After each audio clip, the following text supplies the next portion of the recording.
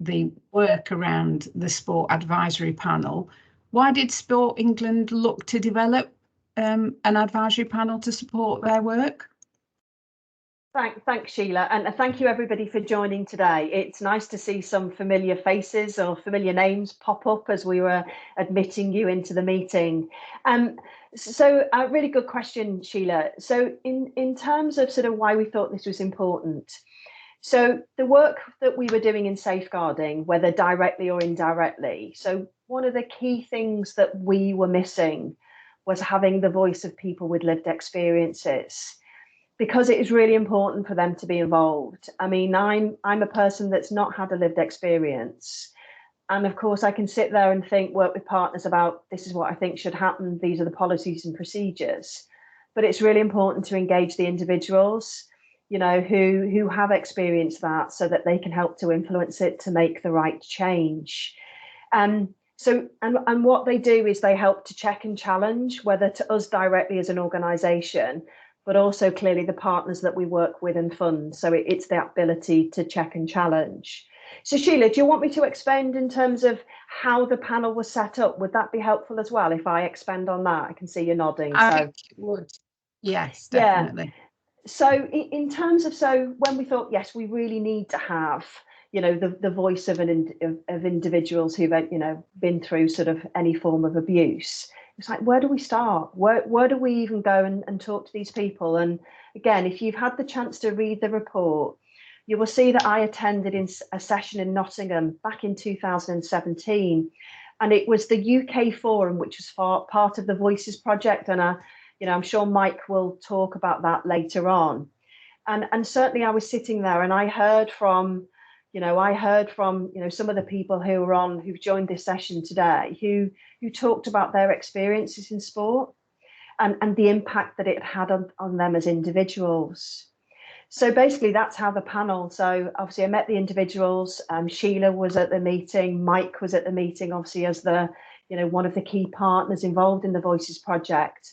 And I said, look, we're really keen to build on this fantastic work from the Voices Project about, you know, how do we utilise these group of individuals to help us in terms of that check and challenge. So that's how the advisory panel was born. And then, believe it or not, 3 months later, we had our first meeting in London. So we've been going for a few years now. So, but that's sort of the background in terms of that. And, you know, for me as an individual, and certainly from Sport England, you know, to work with the individuals has just been invaluable, you know, over the last sort of 4 or 5 years. Thanks, Sheila. Thank you, Jane. Mike, do you want to tell us a bit more about the Voices for Truth and Dignity project? Yeah, sure. Thanks, Sheila, and thanks for inviting me to speak at this session as well. So a bit of the sort of background to this, I guess, is first of all, in my own research that I've been doing into abuse in sport, where it seemed sort of obvious to me that the place to start was by talking with people that had experienced abuse in sport. And so I had been doing research on sexual abuse in sport, working with survivors, those with lived experience of abuse, for research purposes for some time. And I'd also been involved in a project called Sport Respects Your Rights, another EU-funded project, which I won't go into, but it was a really interesting project because it sort of gave resources to young people in sport to develop their own initiatives around the issue of sexual violence in sport. But at the conference, the final conference of that project, Gloria Viceras gave a speech, and I'd worked with Gloria a little bit, and when I was sort of thinking of this project, it was actually Gloria that I spoke to first to see what she thought about it. For those of you who don't know, Gloria Viceras is an ex-Spanish gymnast, Olympian, and now working within FIFA as a safeguarding expert, and sort of very prominent advocate and for survivors in sport. And so, yeah, going back to that sort of period, 2014, 2015, I was really sort of looking around at the landscape of sport in the UK and beyond, and it seemed that there was a community that was clearly absent from that landscape, and that was those with lived experience of abuse, and so when I was decided we'd sort of bring together some colleagues from across Europe for a project. This was really the focus that I wanted us to think about. And as I say, I spoke to Gloria, and she was very supportive. And so that's where it began, really. And I guess I'd been seeing some developments in this area across the globe. Some high-profile athletes and some high-profile male athletes had been beginning to speak out about this. Obviously, I'm sure people will be aware of Ian's history in this area.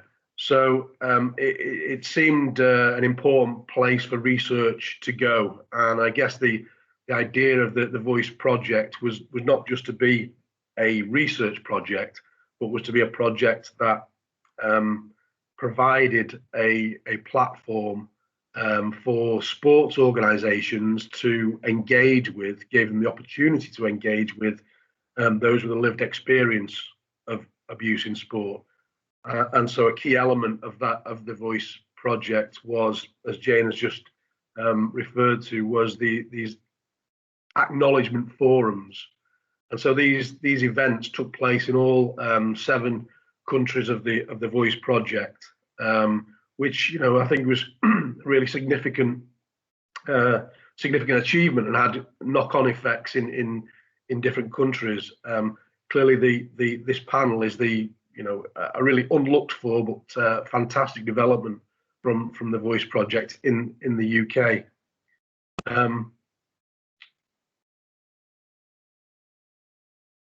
Yeah, so something else I was going to say, and it's completely gone out of my head now. So that's a bit of the background anyway to the Voice project and how we got to the event in Nottingham, where the panel members spoke, and obviously Jane's referred to the impact that it had. So I'll leave it there. And why is it important to hear those voices of those who've been abused but have been silenced for so long? Well, I guess the answer's in the question there. Really, it's because they've been silenced for so long, and because because the issue of the experience of child sexual abuse is, as people on this call will know, it's extremely damaging. It has really long-term damaging effects, but also which makes it very hard for people to confront, even, and certainly hard to speak out about. But also on the other side of it, there has been far too much reluctance, I think, on the part of the sports sector and sport organisations to engage with or to try to make an effort to create an environment where people with lived experience feel able to speak out or to come forward. So I guess I've written about this sort of history of silence around abuse in sport. I think we're making, and in the UK and in other countries now, making great strides against that, to challenge that. But it's because of that, as we all know, abuse didn't just start happening in sort of 2016 or even in 1995. It's been going since sport has been going, but clearly there's been a great silence around it. People haven't felt able to speak out, haven't felt able to come forward and report. So that's why these efforts to support the voice of survivors, of those with lived experience, is absolutely crucial because of this history of silence and concealment, and to some extent, as we've seen, cover up within sport as well. So the voices of those who have been victimised in sport is absolutely vital. And we like hearing stories of sport. We tell stories about sport, our own sporting endeavours and achievements all the time, and we love those stories. But other stories have to be told as well. The negative as well as the positive, and they are equally as important. And I think it's probably true to say at this point that to enable a voice that's been silenced, you've got to have that safe space and that value around those people to be able to speak out and to be able to make that contribution that we so desperately seek. Mike, what is the makeup of the panel? In terms of the individuals that sit on it? Yeah. Well, do you want me to introduce them, sort of go through the names, or? Yeah. Do. So, well, we have Tom Faulkner, who's I see is on the call. Karen Leach, who's also on the call. Henrietta Rothman, Colin Harris. I don't know the Collins here, and of course, yes. and of course Ian Ackley. So, I mean, those are the individuals, all with obviously personal experience of sexual violence, of child sexual abuse in sport, and that's their part of their personal history. But of course, they bring all sorts of a range of experiences and life experiences and qualities to the panel. And we represent those represent sort of the background in football and tennis and swimming, don't we?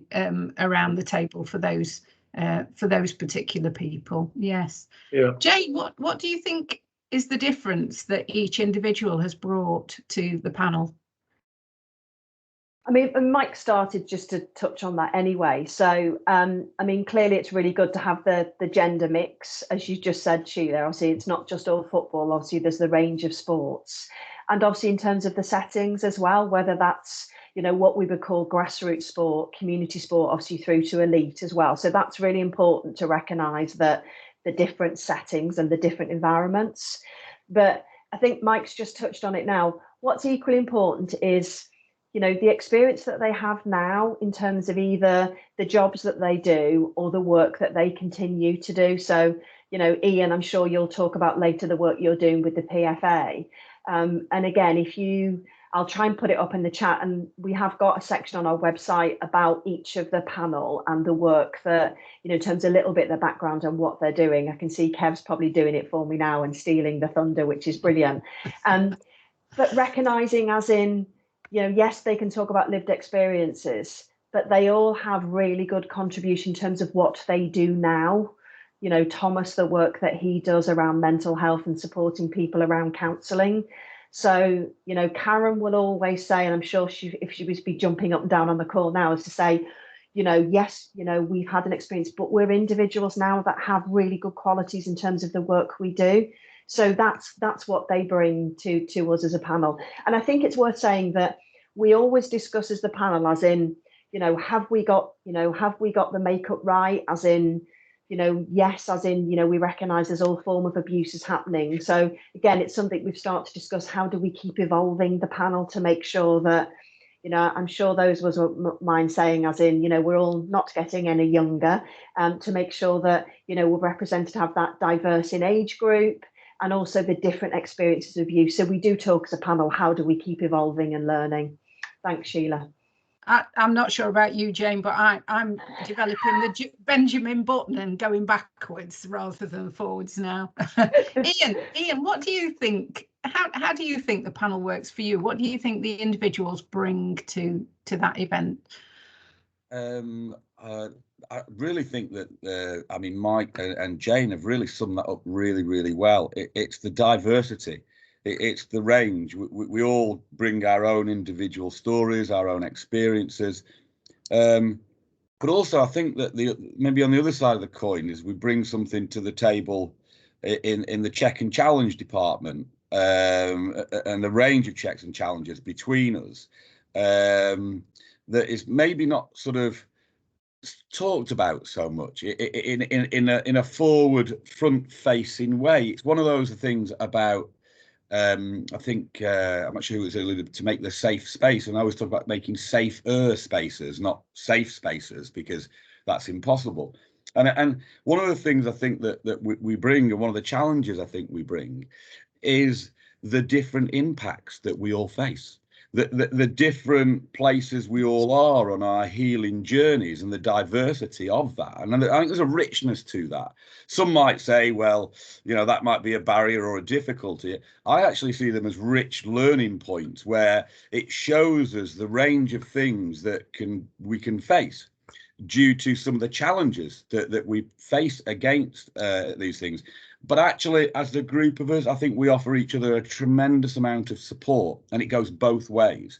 And so I think the group offers the professionals and the other people with lived experience the relevant balanced support in order to create those safer spaces for us to have those more sensitive and difficult conversations, and actually presenting ourselves in a way where there isn't a mask necessarily, and as professionals and people with lived experience can join together in a real collaborative, safe way, so that we can sort of explore these things, so we can progress them forward. And for me, that's a real richness to the group.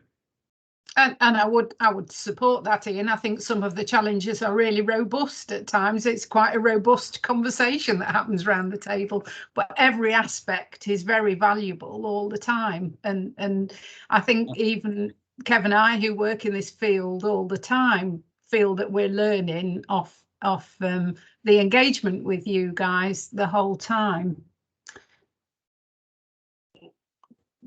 Mike, could you describe the experiences of the advocates of delivering at the events that you put on with the ending of the Voice project?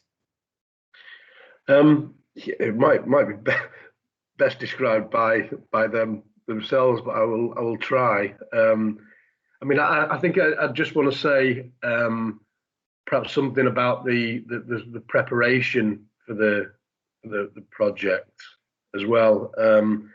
I mean, we sort of, so I mentioned the Voice project and the Acknowledgement Forum, and James mentioned the first sort of meetings, and that was, you know, for an organisation like Sport England to come forward and say, you know, what can we do to support the group? What, you know, how can we move things forward?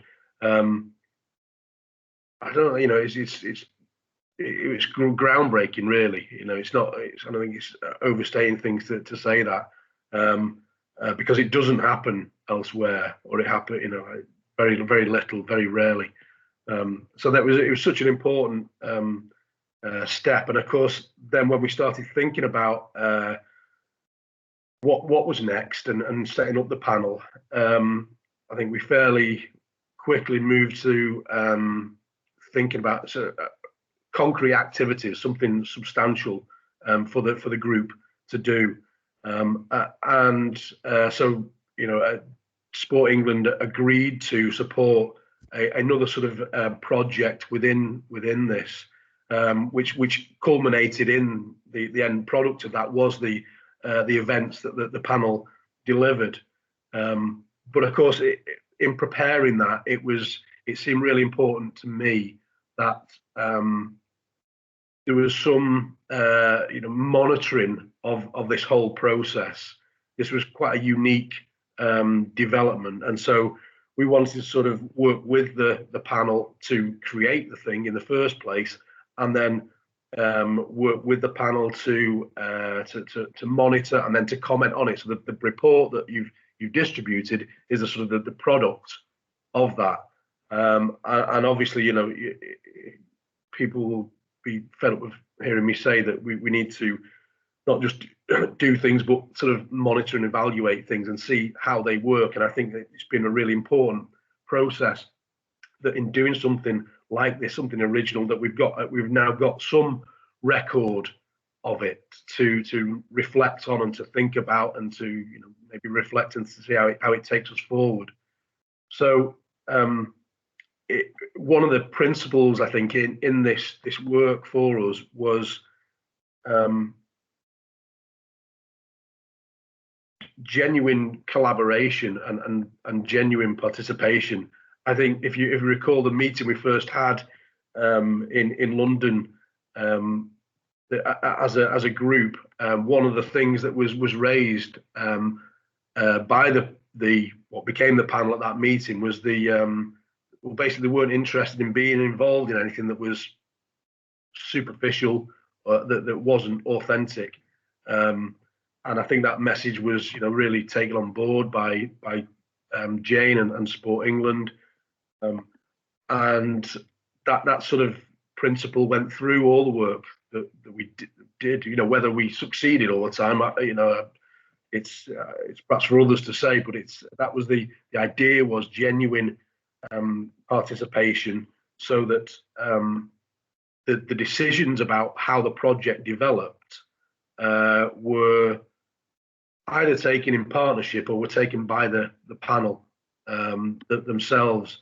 And I think that was a really important principle in trying to ensure that what we did was genuine and was meaningful for the individuals, you know, for the panel. I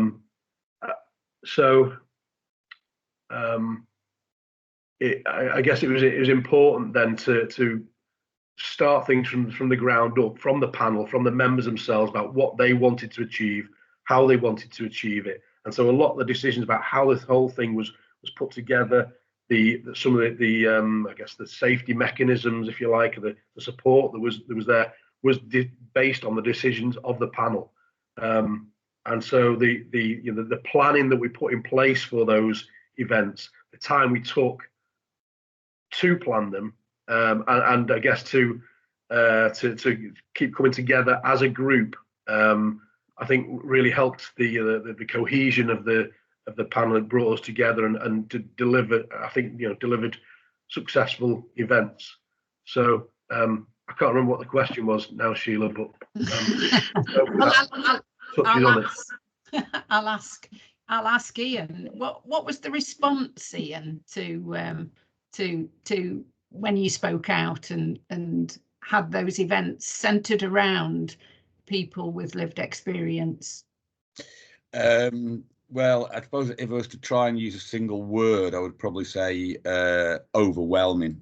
The response was fantastic. It was very positive and very engaging. And so I suppose what was the response? Where do we look at that? The response on a personal level for me was extremely positive. It was encouraging. The questions that we've been asked, the response and just the attendance of people was incredibly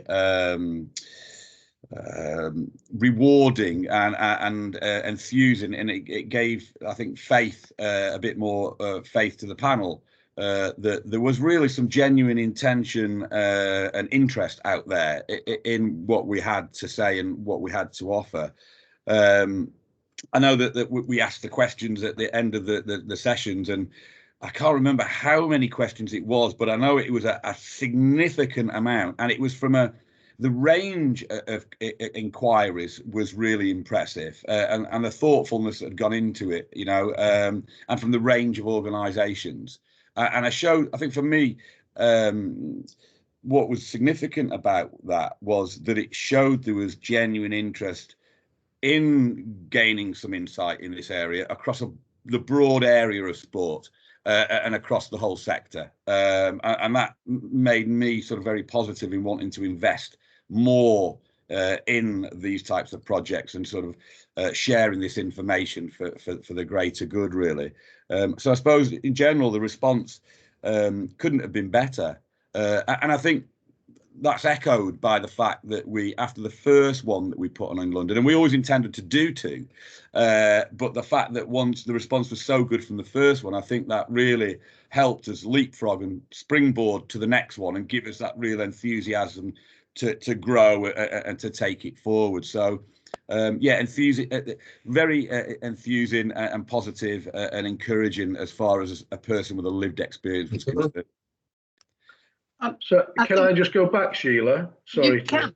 Yeah, I mean, I think in terms of you know, the experiences of the panel, I mean, they were in terms of what they reported when we asked them about it. I mean, I think first of all decided or agreed that it was a really positive thing for them.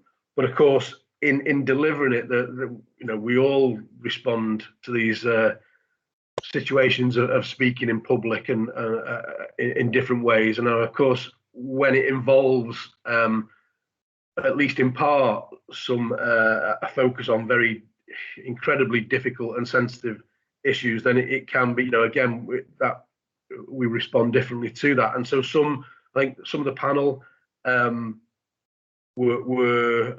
quite a lot of quite apprehensive before it. I think it's fair to say. I think it's fair to say that I was as well, to be honest. But I mean, perhaps we all were. But you know, it was. I think it's important to say that it was.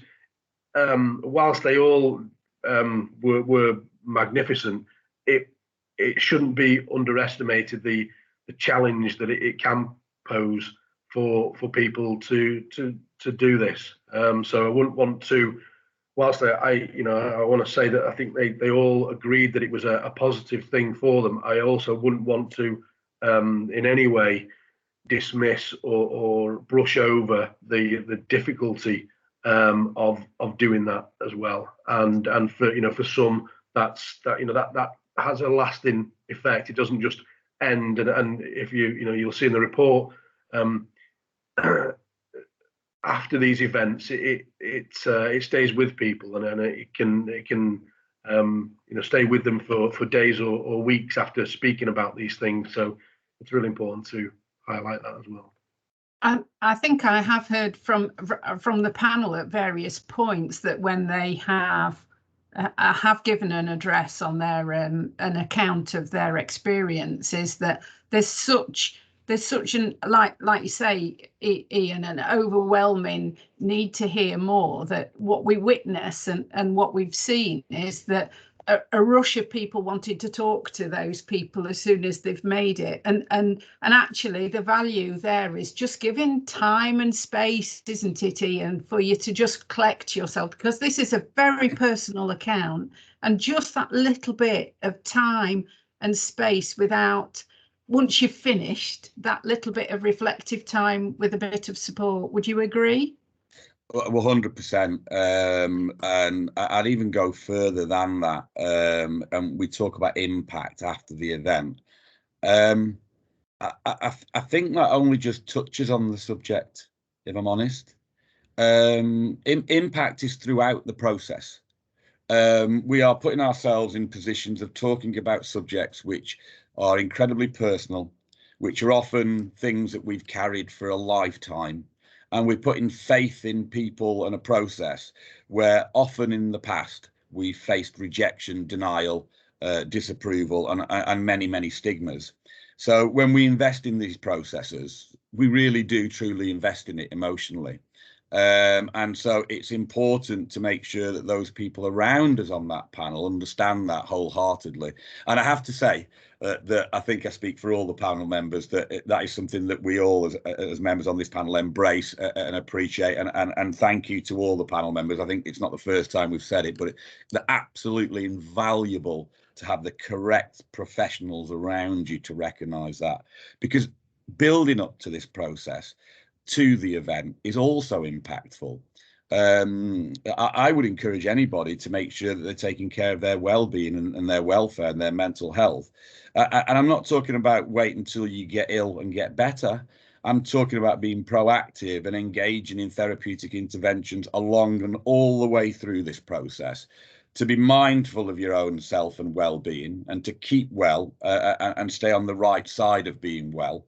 And if you do struggle with issues, and it can happen because things can impact upon us quite significantly, that we've got those structures in place already along the route to be able to discuss those sensitive things that we want to be able to, and recognise that we take some time out and come back. And that I think one thing that's not been mentioned here, but it's really important as well, is, and this is something really important about the professionals around, that Jane and Mike and Sheila and Kev have all provided consistently for us, and that is they've allowed us to own the process. They're not telling us, pushing us, you've got to, you must. We own it. We say yes, we say no, we say we must need, can you help with that? They respond to us in an incredibly fantastic way. And the one thing that we've always talked about, and we've all included along this journey, and I don't think it'd be ever possible without it, is to have that therapeutic intervention, to have that support along that process, and particularly at these events. I mean, Sheila, you're absolutely right. We invest so much and we're pouring so much out to effectively a room of total strangers to take away our personal bits of our lives and do what they want with.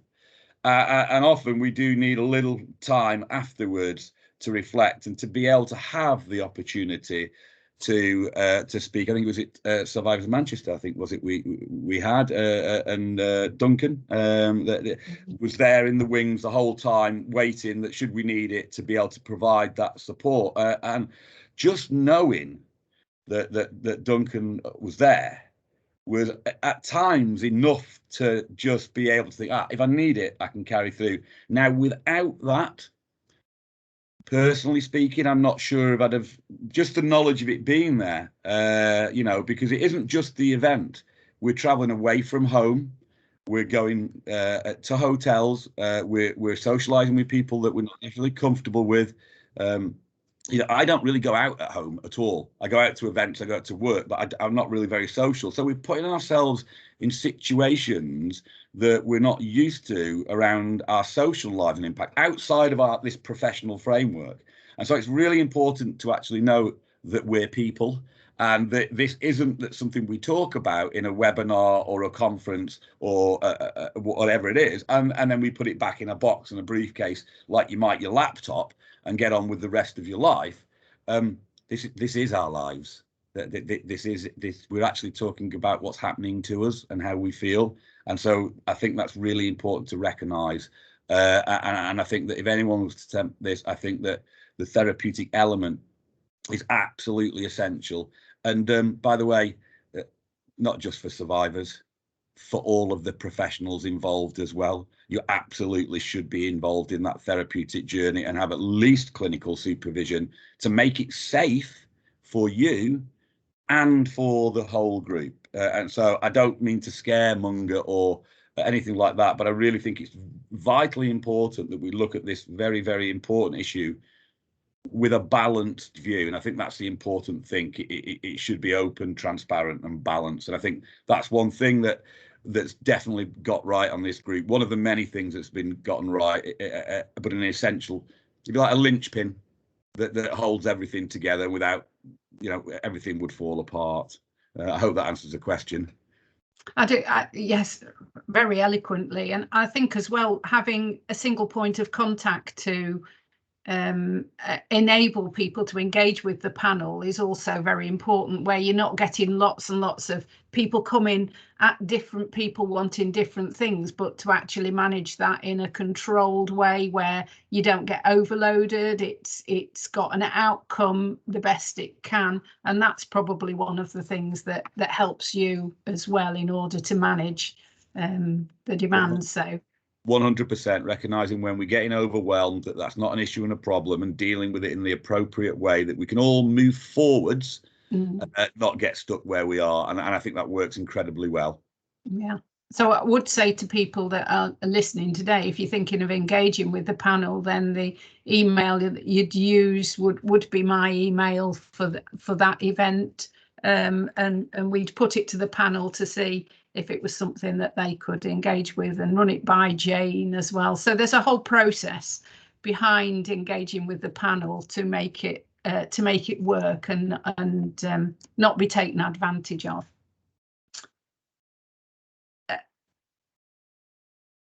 what was the impact of the advocates afterwards from your report? That was you did quite a lot of monitoring about that, didn't you? You're on mute. Schoolboy error. Another one. Yeah. I mean, I think I've already touched on the fact that for some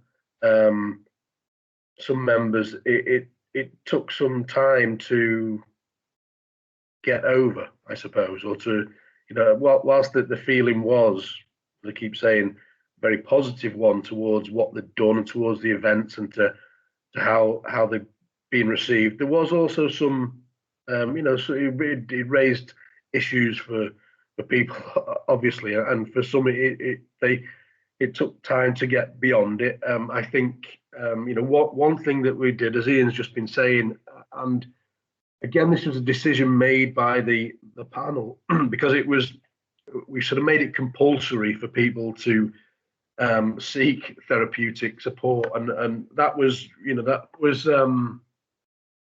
felt sort of difficult territory, I guess, for me at least. But the panel were decided as a group that that's what should happen, and I think that Ian's already spoke about this, but others spoke about the importance of having that support there for them afterwards.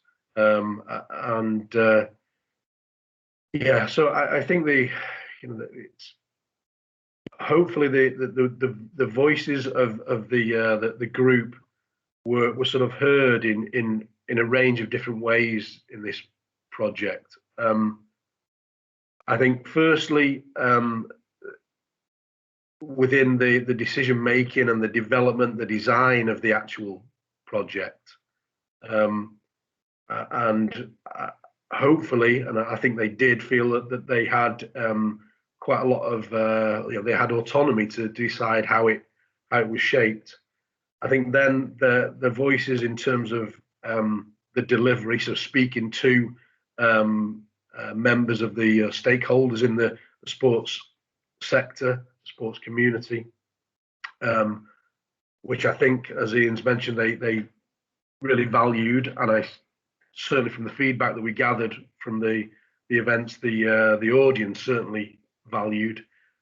And then I think perhaps the third way in which the voices have been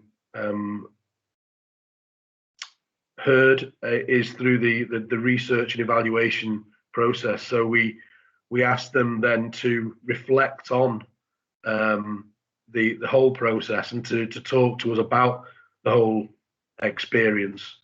And I mean, it's perhaps Ian can talk to this better than I can, but from the research data, it seems like this was something that was genuinely valued and an important experience for the group.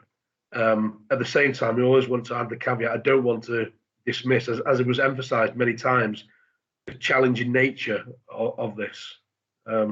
So, to go back to your question, well, I think that it was, they were all seem agreed that it was, they were glad they'd undertaken it and that it was valuable and genuine.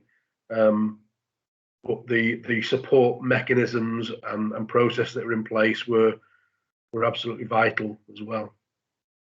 I think I'd just add to this in so much as one of the things that I know I was very keen at right from the very beginning and had conversations with Jane was that we saw these people with lived experience as professionals and not as people who would be freely giving their time unwittingly the whole time and at the drop of a hat and being overwhelmed without being able to sustain a living.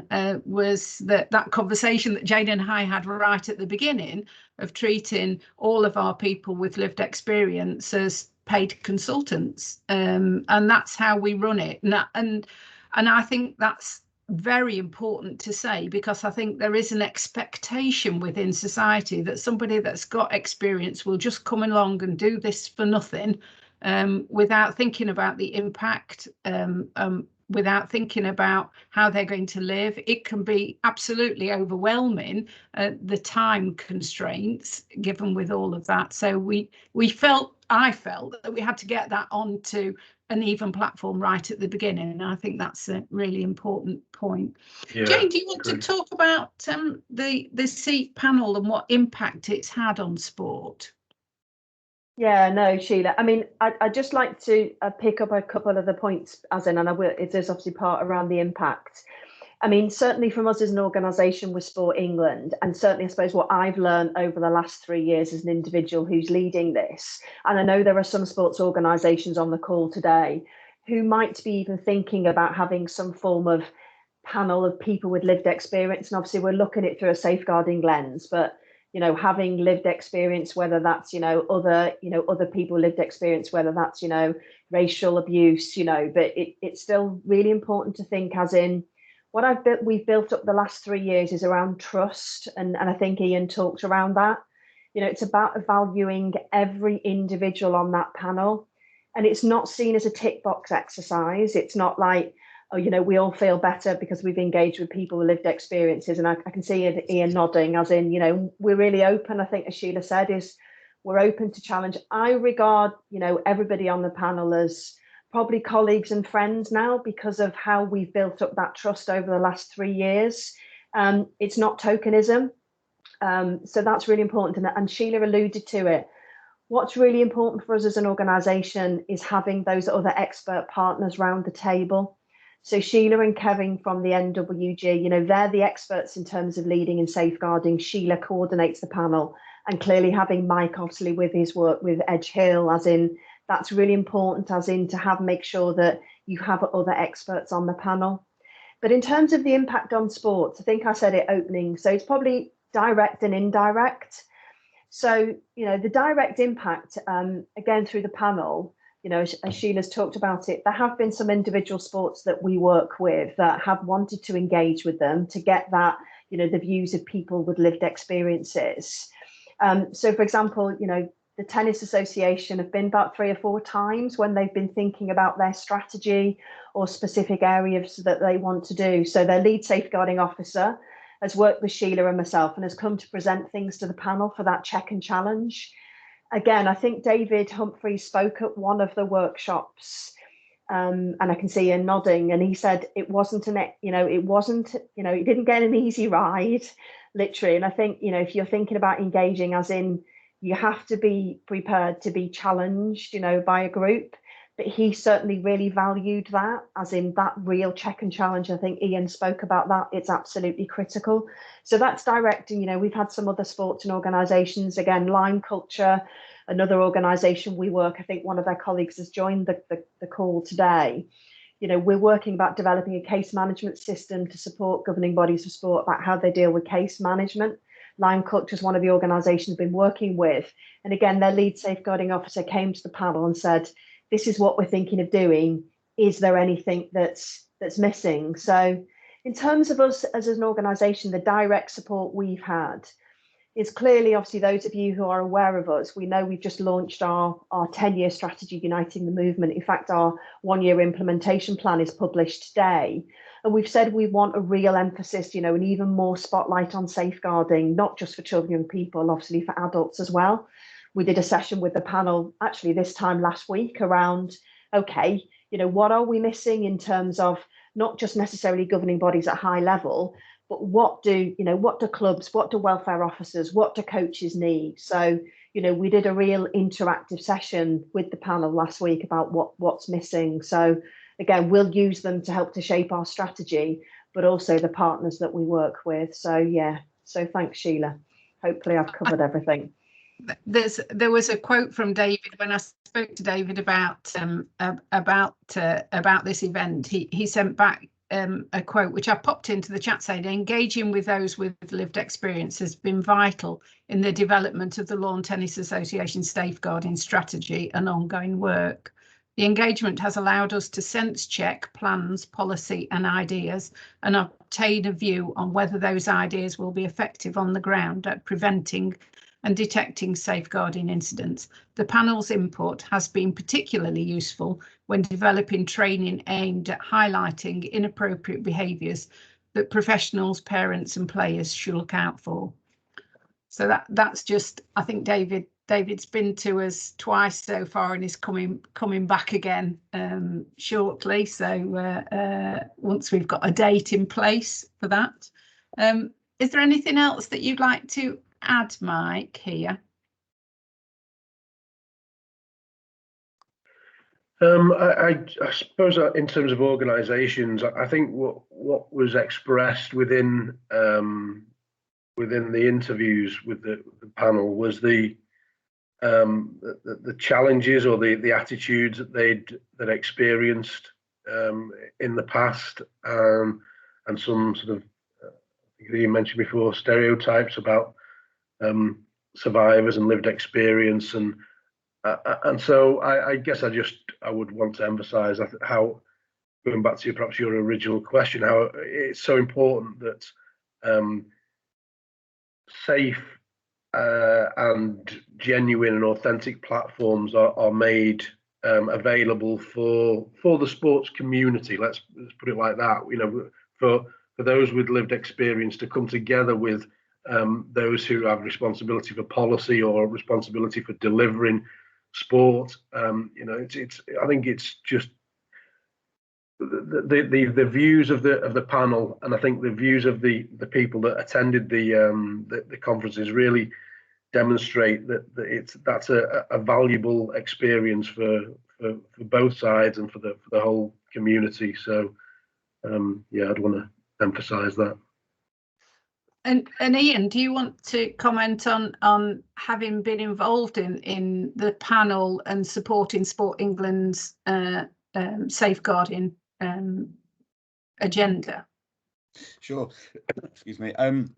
Yeah, look, I think the involvement for me has been phenomenal. It's been entirely positive, and I think Mike's just said it there. One of the important things is it helps sort of focus for us as people with lived experience. What are the barriers? What are the real barriers? What are the perceived barriers? How do we work progressively to remove some of those as we take steps forward? And it allows us as lived experience to do that and facilitate that in a safer way, like I say. But I think it's equal, as Mike said, worth recognising that actually this panel offers that facility of learning to the professional sector as well. So it's not only do we learn as people with lived experience, what do we need from this? How do we engage? What is it that's right for us as people with lived experience? But equally, you're allowing us to have that experience, and we're allowing the professionals in the sports sector to have that experience. There's a mutuality about this, and I think that's one of the things that really works. Is it really is of benefit, the benefit for the greater good for all. And so those that invest in this process, being given it set up this way, I think really feel the value for themselves when they invest in it. And it's about that. It's about the investment of it. I think the impact is progressive, and it looks forwards, you know, it's about being open and not looking to say we've ticked that box and put it away and satisfy things. You know, as survivors, we hear this saying quite often, you know, do you think you'll get closure on something? And you know, often the professionals that you speak to are coming to you saying, can we help you get this closure? And actually what those people, I'll have to say, are saying that they're using the word closure as a word to make themselves feel better about the situation.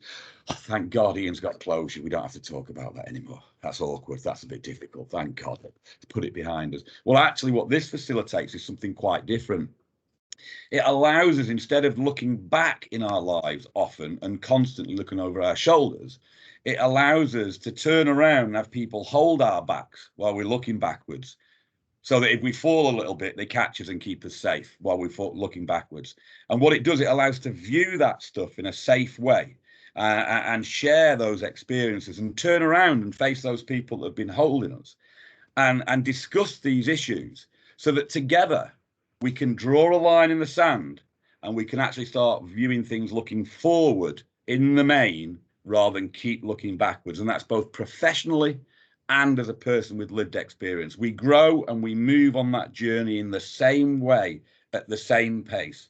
You don't leave us behind, we don't leave you behind. It's a collective. And that's one of the real things of value, I think, that works. And one of the values for sport is that this is a journey that can grow together.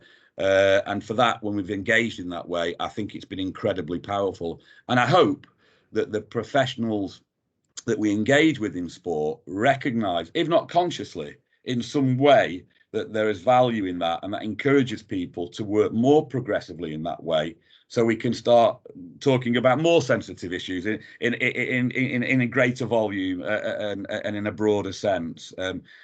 So hopefully, I'm hoping that the impact, if I read it right, it has been a great starting point. It's been progressive. It's been safely taken forward with a direction of travel that is going to impact on sport and people with a lived experience in a positive way for all. And for me, that's what everybody gets out of it. I think oh, sorry, Mike, were you going to say something? If I can just add one thing. I think one thing that's really important about this that has perhaps been missing previously is that the sustainability of this, that Sport England, because of Sport England's involvement, really, and the funding and support, resource support, we've gone from the Voice project, which was a sort of bounded project, bound by time and funds, and when it was over, it was sort of over, and so Sport England's involvement, I think, has introduced a really important element of sustainability, which I think is absolutely vital for this, so that things don't just, we come to a cliff edge and that's it. That's it. So I think that's an important thing to emphasise in this area. Yeah. So. Thank you. And without Sport England's support behind it, we couldn't facilitate that panel on an ongoing basis and ensure that there is remuneration for each of those panel members for all the engagement they take part in. Can I just, one thing I think is really important to say here is that I think one of the reasons this works so well, and it's something that particular national governing bodies I think should be mindful of, is that where this sits, this panel, is neutral. Often a lot of these issues are, and quite rightly, at least in part, the responsibility of those national governing bodies, and therefore there is some direct ownership around what has gone right or maybe not so right in the past. And within that, there can be some potential very delicate conflicts of interest or professional practice issues that may come out of those conversations.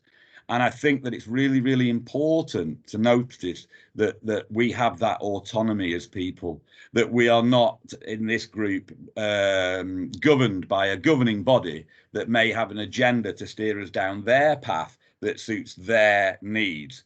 That mutuality disappears instantly. It dissolves in an instant, and that's something I think that has been really well protected within this group, that we've stayed central, and that gives us the ability to work progressively, not in a negative light, with any governing body. So I think just ensuring, if you're ever thinking about doing anything like this, that you ensure your panel or group that you employ has the correct autonomy to be able to operate in the right way, in a way that they have that control of what they're doing. I just wanted to put that in, Sheila. Thanks. And to support that, Ian, I think the conversation right at the beginning was that it had to have an independent chair away from Sport England as well. And hence I ended up with with that role, which I said I'd do for a year, and I'm still there. But I think the thing from a chair's point of view is that there are some times that Jane and I have had to develop a very strong working relationship to talk through some of the areas that we want to discuss, and being able to do that from an independent point of view is probably really important. Ian, I know that you've gone on the same as Gloria. Mike, earlier you spoke about Gloria Fasaria, and she moved on to a safeguarding role with, and I forget where she's gone to. Would you like to remind me? FIFA. FIFA, that's it. She's gone into a safeguarding role in FIFA following the launch of the report and everything else. But Ian, you have as well now been taken on as somebody with lived experience in the PFA. Do you want to talk about how that works for you? Yeah, thanks, Sheila. I mean, I just want to say one of the reasons why this works as well is that there's a very similar process actually in recruiting and creating this role to what happened with this panel. And when I was successful in getting the job after going through quite a robust recruitment process, I have to say, I walked through the door all enthusiastic and, you know, where's the paperwork, sit me down and all the rest of it, only to be told, no, there's a blank sheet of A4 paper, you've got to make it up from scratch. And actually that gave me an absolutely golden opportunity. And what that opportunity was for to impart my professional skills and experience that spans over 2 decades, but also to impart my lived experience right from the very inception of the project. And so this role has really been quite unique. Mike said earlier, and alluded to the fact that this is groundbreaking, and I've got to echo that. I think that it's innovative, it's groundbreaking, and it's very progressive. And I think the opportunity I've been afforded follows on very much from that, and that it is very groundbreaking and innovative in that when I went to take the insurance out, as I sit at the PFA, I ensured that I had autonomy as an independent consultant for the benefit of my clients, very much to keep it sort of, again, from being pulled in any one direction. But the insurers told me that this role doesn't exist. It hasn't done in this country before, and they've never insured anybody or any company to undertake this breadth of work. So we can be fairly sure this is brand new and innovative. And I've got to say, it's a direct result and progression from the Voices Project, the work that came from that, the Sport England panel, and then the progression that's moved on within football. It's a unique opportunity I have, and I'm incredibly privileged to have it. And it does allow me, because I'm sat at the PFA, when it's jointly funded with the FA, to be able to offer support to both elite athletes and those at the grassroots level. So it doesn't, and that's vitally important, I think, that anybody that undertakes any of this type of work, whether it direct support work like I do, or in a panel sense, that we recognise both elements of the game. Because I often hear, you know, the elite game has got all the money and all the funding, and it's the sharp end of the stick, and etc., and so on and so forth. And that is wonderful that those forward-facing organisations give us public confidence.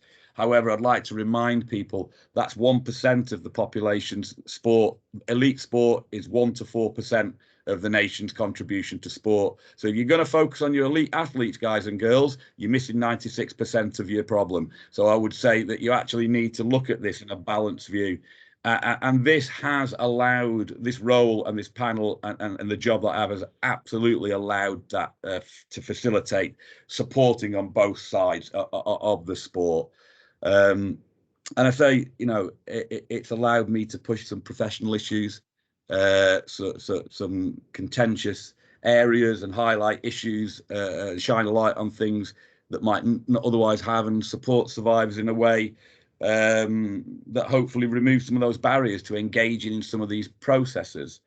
And so I'm using my experience really to try and help and show others and help others get to information that they might otherwise not be able to access in a neutral way, and do that in a way that they can hopefully talk to somebody who has been through those experiences, at least in part, mainly quite a lot, often quite several times, to be able to help those people at least understand what's before them. And I think it's important if anyone, again, looks at putting this type of advocacy role and support role in for people, there's one thing that you should absolutely be clear on. The advocate doesn't give any advice at all. You know, I think there's things you need to look at, and it's about signposting, knowing your limitations, and offering the support as well.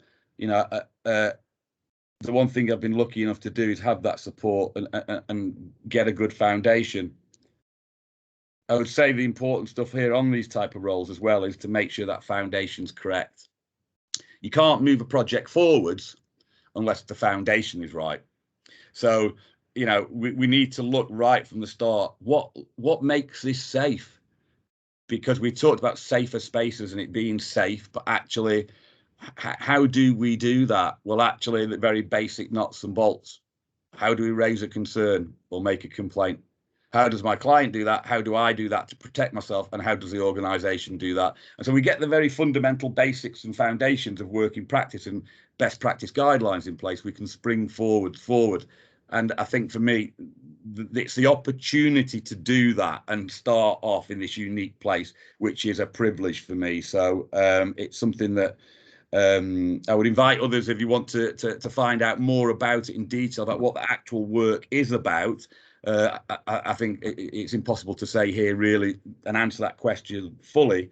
I'd obviously welcome if anyone wants to have any discussions outside of this forum afterwards. I hope that answers the question. I'm not sure it actually does, Sheila, but a bit of a wrap. I think it gives a good overview of it all. I think to support this thing about the elite sports is that Mike's report, Voices for Truth and Dignity, I think if I'm right, Mike, it covered everything from equestrian to skiing to, you know, the breadth of all the grassroots sports there, didn't it? Yeah, it wasn't exclusive to elite sport at all. What, Jane, what additional measures would you now recommend to others embarking on this work, having evaluated and lived with it all and seen it develop? I mean, I think I've pretty much covered it, as has probably like Ian and Mike. But I suppose in terms of the additional measures, I think I said, as in, you know, if you're going to embark on this, is to make sure that, you know, you engage with expert partners who have experience of this as well. So certainly, I think I said at the start, Sport England, we've never done anything in terms of engaging with people with lived experiences. So making sure that, you know, you find out other experts that you can work with. So, and again, in terms of the panel, it's sort of having that, you know, it's making sure from the beginning, sort of we have a terms of reference. So we're really clear in terms of this is what the panel's about. This is what it's not about. It's building up sort of the trust, the openness, you know, almost having that, you know, I'm sure that the panel won't mind me saying, as in, you know, we all put non-disclosure agreements in to say this was a safe space in the fact that, you know, there are things that we could talk about in that meeting, that it was okay, you know, particularly with people with lived experience who will share experiences, is to say the last thing they would want as individuals is, you know, me going to another meeting and starting to quote some of the things. You know, it's their lived experience and they will choose to articulate, you know, that lived experience. It's not for me to do that. So I think I've said, so that's the key thing about sort of building that trust. And I think I said at the start is, you know, we're constantly looking about, have we got the makeup right? You know, do we need to consider about evolving the membership, you know, to making sure we're representative. So, yeah, so, you know, but I think everybody else has articulated it really well in terms of, you know, taking it forward. Is there anything, Mike, that you think would be additional measures that you'd now recommend? Additional measures that recommend to the panel, or that if somebody was going to set up yeah, I mean, so I think there's a lot to be learned about the sort of the background and the ethics, I guess, the ethics of approaching all this. I mean, I guess I'm in two camps, thinking of research as well as the panel. But I think really that the panel, if anyone is thinking about exploring this area, and I would encourage that exploration, but the panel would be a very good place to start, because there's people there that you can ask questions of, and so I guess I would encourage just that, asking some questions about what are the first steps to this, and what are the pitfalls. I don't think, I certainly wouldn't want to, and I don't think anybody else would want to present this as something that's been perfect, and hasn't been had its challenges, or but I think I'm certain we're all agreed that it's been a very worthwhile, the endeavor of it has been worthwhile, and I guess we've all learned, I certainly have learned a lot along the way, but yeah, as I say, I think we're all agreed that what we're doing, what we've tried to do, even though there's been maybe missteps and things haven't gone quite as we might have wanted, that doing this has been really a positive, and as I said, groundbreaking, internationally groundbreaking activity. And I'm I think quite keen that we can try to, and without wanting to make this sound easy, but try to reach out to other groups, maybe in this country and maybe in other countries, that are individuals with lived experience who are trying to find their way in this field as well. And I think the experience of the panel could be really beneficial to those individuals as well. And I think that's something that we haven't perhaps quite tapped into as much as we maybe wanted to originally, is engaging with the wider survivor or lived experience community. Yes, I'd support that. Whilst the panel is extremely valuable, an element I think that they would all recognise we have missing is that experience of somebody in today's environment, where you've got social media, and you've got all of that nuance which was missing, and that's something. Would you agree, Ian? Yeah, I would, absolutely. I was just going to say, actually, I can't say too much about the detail about the role that I undertake, obviously because of GDPR and confidentiality, but as a flavour of it and an idea of what you're saying about that range, the age range of my clients is 25 to 72 years of age. Okay, so men and women, athletes and volunteers and coaches and officials, etc. The spectrum's quite broad. So I would say, yeah, I think that is absolutely true. We've got an insight, and I think what we've been able to provide is an insight of a certain perspective, which is great. I absolutely agree, it's valuable, but there's more value. And I've often said one of the things that we might be able to do in the future, and we can look at as well, is and one of the things that we could probably, as an addition, and we've not done yet, is use this is because I don't think we've ever got to this point, actually, and I think using the panel as a conduit for the voices of other people with a lived experience to funnel some of that information and see if any subgroups, working groups, and other information and valuable, vital insights can be gained that way. And so I think that the group's been going a couple of years, right? And there's been nothing like this ever. We are learning. That's the whole point. And I think what is really special is we all learn together, and we don't learn and hold that information. Mike doesn't learn and run off to Edge Hill and go and take it away, and we share it, right? There's a mutuality about this, which I alluded to before, and that's one of the reasons it works, I think. And so, yeah, there will be things we'll put in addition, hopefully, as we go forward. That's the point. It's evolving. So if you're doing a group and you're not sticking anything on, you're not doing anything, it's pretty pointless doing it, because there's no direction of travel. And again, that just reinforces actually the value and benefit of this group. And so it's not a negative at all. The only things that I would add on would be things that evolve and come, if you like, within our gift and under our lens at a time where it's appropriate. And I think that's the whole point. It's progressive in that way. So what would I add on? I'd add on the right things and be opening to adding more on as and when those things present themselves, and that hopefully will allow the sports and governing bodies to approach us with an open mind to discuss and explore those possibilities. Is there anything that you'd add to that, Jane? No, I think Ian's articulated it really well. I mean, I've said on numerous times, we want to learn from this, to make sure that, we're sort of adapting, changing how, just to make sure we're responding to the needs of the organisations that we work with, or maybe not work with. But, we want everybody, whether that's children, young people, adults, to enjoy and feel safe when taking part in sport. So there's lots of things we're doing, and this is a key part of the jigsaw in terms of engaging with people lived experiences. So yeah, so just to build on what Mike said, and Ian and everybody else.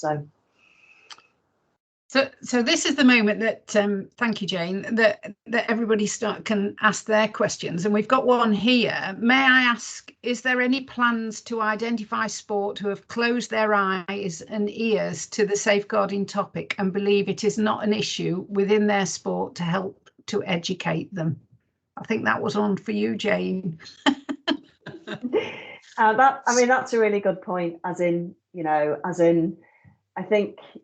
we'd be all honest and say there are organisations out there that go, oh, it's not going to happen to us. Literally, we had that when, the news happens about football. Oh, it's not going to, that's football. It's not going to happen to us. And, I think there doesn't, a year or months go by where there's another sport that, has any form, I'm talking about any form of abuse here, literally, and it's just not acceptable for the whole reason I've just said about we want people to enjoy and feel safe when taking part in sport. Of course, we as an organisation, we're not a regulator of sport, but obviously we do have quite a significant influence, whether directly through the organisations that we fund or indirectly. So, there are things we're planning, obviously, with our Code for Sport Governance that will have an increased focus on safeguarding about the expectation. But equally, this is not just, I'll use it, the carrot coloured stick, but we also want to work with sports. We want sports who'd say, we don't think we've got a problem, but can someone just come and have a look at us and see what we need to do? So, and that's why we do work with and support, we have expert partners. So, Sheila and Kev at the National Working Group, the Child Protection Sport Unit, the Ancraft Trust, they're expert partners that we fund that can help us to try and, make sports realise that, safeguarding is everybody's responsibility. And there is no such thing as in, oh, it's not, we're okay, because there isn't, literally, and we all have to collectively do something about it. So I'm not sure I've answered it, but I think I've given it a good go, Sheila. Yeah, I think you have, yeah. And there's another question here which directly associates to that, is what if they don't receive the funding? Yeah, and I suppose that's, I can see, Linda, you've asked that question, and I suppose that's the difficult, yes, there's things that we can do if direct funding, but in the absence of a regulator, of course, we want everybody to be safe and supportive. So, and again, that's why some of the expert partners that we work with will have resources that are freely available to organisations that, sporting organisations that are not just those that we fund. So, but it is an area that we recognise we need to do more of in the absence of somebody, obviously, that regulates the whole of sport. So, yeah, it's certainly with our strategy going forward, it's something we need to do more of. So, Ian. Thank you. I just wanted to sort of say, following from what Jane was saying, that question really, that from my experience here, that with my role and what I'm starting to see here, it came from what was someone said about the question about what if they don't get any funding. So two parts to that, I would say. That is an issue, obviously. Of course it is. However, you've got funding to operate the sport, right? You're in operation. So if you're running the sport, you've got a responsibility. So yeah, there needs to be more funding, but I would say that you need to shift funding to the right places and do it correctly, rather than saying we haven't got the funding, because you've got the funding for the balls and the kit and the pitch and all the rest, right? So whose ego are you fulfilling? Is it your ego or is it the participant's ego? Because it sounds like if it's all about getting all the kit, all the gear, no idea, it sounds like the adults are fulfilling their egos and living vicariously through other people's lives, not the right way around. You've got funding to do the sport. Put your pockets in the hands in the right pockets and pay for the right bits of funding. When it falls short, then go to Sport England and say, look, we've made a concerted effort to do this and we still haven't got it. I am sure, as eggs are eggs, that their ears will be far, far wider open and their arms will be wider reaching. On the other side of it, as a cautionary note, what I'm experiencing, if you do hold that view and that money is the issue, then again, I'd ask you to look through it another lens, because you're looking through your sport in a monetary way, not in a people front-faced way and looking about their care and welfare. And I'd say there's a particular issue on the culture, and that might need identifying and looking at and working at in a progressive way. I'm not being negative here about being open and these safer spaces to talk. And the reason I'd encourage you to do that, if this is something that resonates with you within your own organisation, is that I now support 84 clients within football who have suffered abuse, ranging from 25 to 72. And this obviously is not definitive, it's just a snapshot. What I'm experiencing as time goes by is the sports community, and this is really important, it's not sports and athletes, it's the sports community, is growing greater and greater in confidence in being able to speak out. I have men and women from football now. I have several 25-year-olds. I have a 72-year-old and everything in between. I have multiple referees and officials. And I have people talking about broader subjects. Jane talked about earlier about abuse is abuse is abuse. Absolutely. And thank you, Jane, for that recognition. I think it's vitally important. And this is the point. I'm not just getting people coming to speaking to me more about sexual abuse. The issues are growing and broadening enormously. We're getting into the cultures of the organisations in a major way. So hazing, bullying, initiations, all of those things that you might not have participated in willingly and refused, but were forced to, instead of being awkward and embarrassing and now abusive, people are gaining far more confidence to talk about these broader issues within their sports. I think we've seen that in the media. This is only going to be a progressive snowball that gathers momentum over time. And I would urge you, as an organisation and a professional, we hear about preserving the reputations of organisations and making sure that there's no damage to those organisations' reputations. Well, if you want to do that, I urge you to be proactive and look at these issues in a proactive way and think about the broader issues, because it's not if, it really is just when you're going to be faced with these issues in your sport. And I would advise and encourage people to be as proactive as you possibly can. And sorry to sound quite harsh about that, but I really think it's important that people understand the culture is changing and we need to move along with it and get a giddy up, if you like. So yeah, just a call to arms, I suppose. Thank you, people. Hope it's heard, at least in part. Thank you, Ian. And I think that answers Linda's question, where she said, I didn't mean the funding, more that the board didn't see it as a priority, and that is culture and attitude. That is very much so. There's a question here that says, what about the concerns around those sports that are run through volunteers, and there is not any sort of formation behind them to support that safeguarding? How do we get to them? Because that's a huge concern. Jane, do you want to answer that at all? Yeah, I mean, first of all, I think it's the recognition that certainly community sport wouldn't exist without volunteers, and they don't get paid by, or they may get just, very, very pittance. So I do recognise, as in, and often as a welfare officer, for some people, it's the thing that they don't want to do, literally, as in, if we look at the pandemic, we've had, COVID officers, so many, and again, we're putting increased burdens on volunteers. So first of all, we need to think about how do we support and value the volunteers who will take on what is an incredibly difficult role. I mean, Ian talked about therapeutic support. that we will give the survivors, but who's supporting our welfare officer on the ground? And again, it's something we're supporting with our strategy, want to understand, as in how can we do more to support all of our volunteers around welfare officers. But that aside, it's almost, I'm going to try and turn it on its head. So first of all, you'd say to all of your volunteers, you want people to enjoy taking part in sport, wouldn't you? And I hope that everybody would agree with that. And you want people to feel safe. And then the analogy that I would always use is, you know, either your car keys or a field. If you've got a child, you would never take your child and just drop them off in the middle of a field and just leave them, you know, and off you go, you know. But you get parents who would drop them off a sports club. So as a welfare officer or a volunteer is, you know, you need to make sure that the parents have confidence with, you know, sending their child or, you know, or an individual or an adult attending a club. So to get them to take it seriously is recognizing you want people to enjoy and not feel safe when taking sport. And so try and turn the positive about why it's important to enjoy taking part in sport rather than, oh my God, this is scary with the welfare officer. And then let's make sure we give the right training and support to the welfare officers so they don't feel like, oh my God, how I deal with this. But that's how to get people to take it seriously.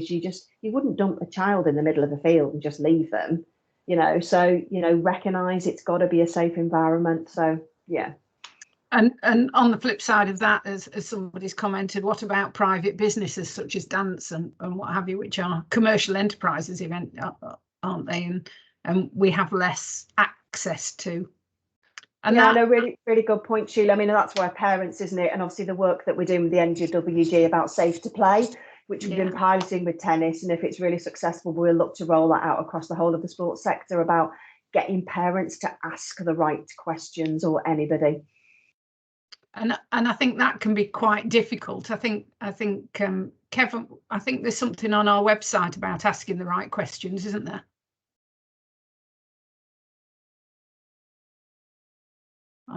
He's not listening to me. I am, Sheila. I was just looking at the whole website to put some information on the link there, colleagues, to the Safe to Play campaign, and also all the sports resources, and also some links to training.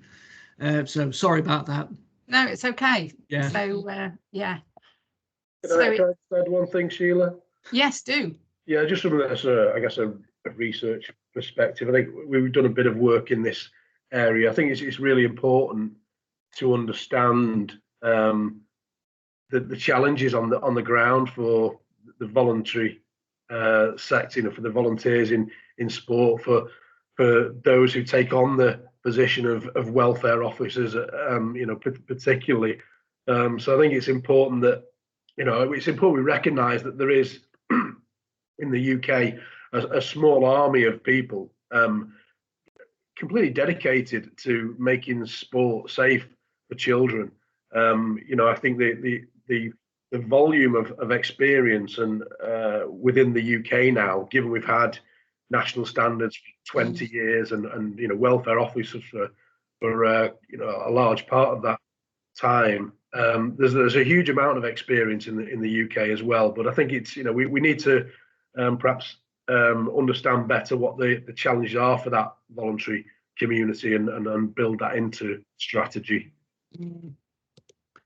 Thanks. Thank you, Mike.